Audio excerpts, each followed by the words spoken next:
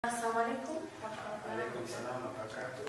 Yes, welcome, both of you, Haji Idris and Abdi. You both know me. I am Mumtaz, a professional mediator, and probably something closer home to what we understand is the concept of sulhu. I want to welcome you both to this session and appreciate you for coming. But I'll give you a chance to introduce yourselves to each other so that we can get this process started. So I'll start with you. My name is Abdi. Yes. I'm representing Pro Africa, supplier of oil. Yes. Welcome to yourself. My name is Haji Idris. I'm a retailer of petroleum products, which I normally procure from Pro. Before we go into this session, I will try and explain to you what is going to happen today.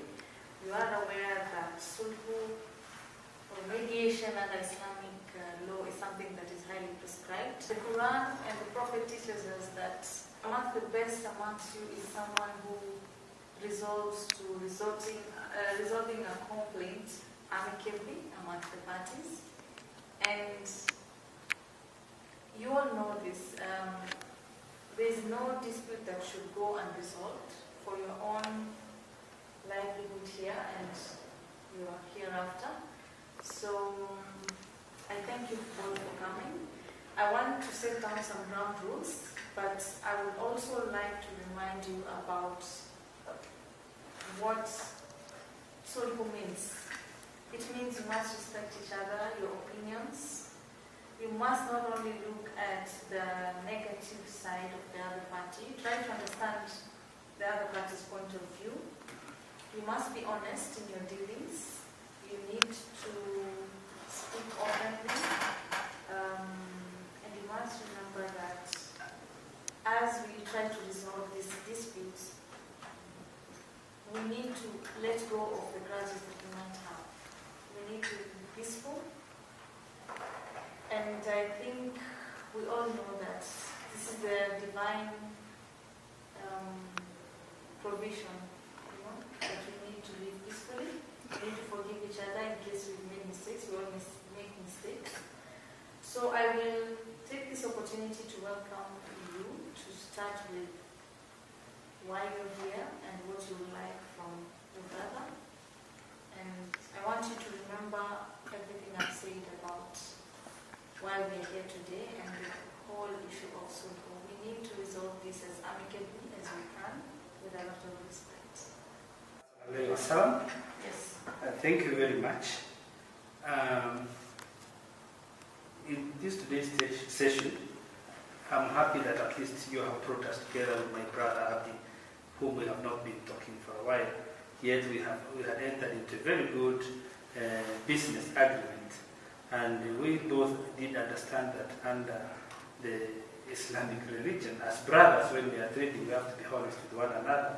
But I am sorry to inform you that my brother here shortchanged me in this business. You mean to say you feel that you were not treated well?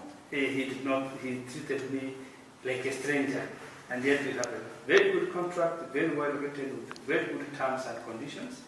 And I was the sole appointed retailer to sell his products in Kenya.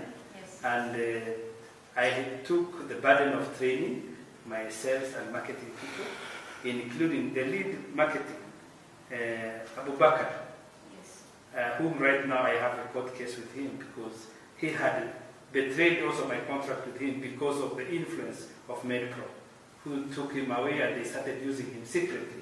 And this is really what offended me. Yes. Thank you. And they're not giving me any more supplies again. They're using my salesman to sell their products around. A total abuse of the agreement I had with them. Yes. Thank you. Yes. What can you tell us, Abdi, about this dispute? Thank you very much. I love to say that this is a great move that we are able to sit at the same table. To respond to what he's saying, to start with, MedPro Africa is a very big company that has a 70% market share in this country, and every business matters to us. It's true indeed that we got into a contract with my brother here, Haji Idris from Kenyan, and our contract was, we agreed it's supposed to be a long-term contract, and for them to retail our products, we agreed that let's give it a 5-year and then we see how the result goes. But at some point, after the first 2 years, sales went down. You know, when you're in business, sometimes there are other things you look at. Another point probably you raised is the issue of Bakar. Bakar was the businessman, and we didn't have any business with him. After we realized that the business was not going well, then he came up. We didn't know that Bakar is the salesman. He said, fine, he has a better way, or now he can sell a product. Yeah, okay. So that's how I came on board. So I think, I don't know what they want, because if there's no business going on, then it means there's no business. To be very honest, oil was mandated in the contract was purely to export oil to me in Kenya. Yes. I distribute the oil to the rest of the country. The first 5 years they're talking about is true, but you can imagine what it took to set up the systems, lay the structures, buy the trucks, train the staff, train the marketers, and the lead marketer, I paid myself with my company to take him abroad to his country for training on how to sell his petroleum products. Now he's ready to sell. Now, if he comes and takes over my team using his master, I think that is very unfair. What my brother could simply do, if he realized I was inefficient as he alleges, he would have just given me the renewal of this contract, and he builds my capacity to be able to train more workers to work for this company. Okay, so if I hear you well, what you want from him probably is a continued relationship. You still want to go on distributing we products? want the relationship to go on, Yes. instead of him appointing my staff members to work with him directly. Okay. Yes. Can we have a response from you on that? Yes, thank you for that.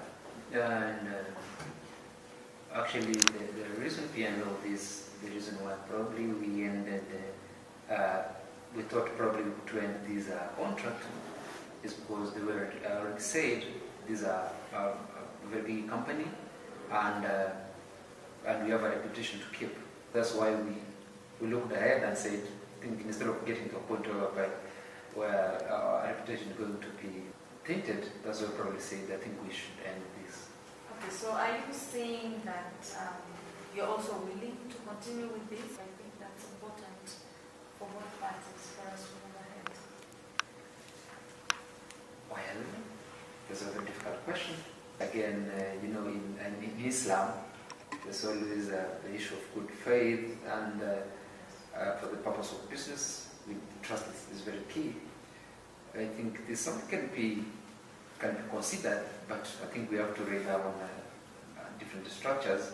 If indeed this contract is going to be looked at it again, then I think there's quite a lot of considerations which needs to be taken care of. Okay. I think I've heard from both of you. What I'm getting from both of you is you both need this relationship to stay intact. You still need to deal with each other. You still want to continue this.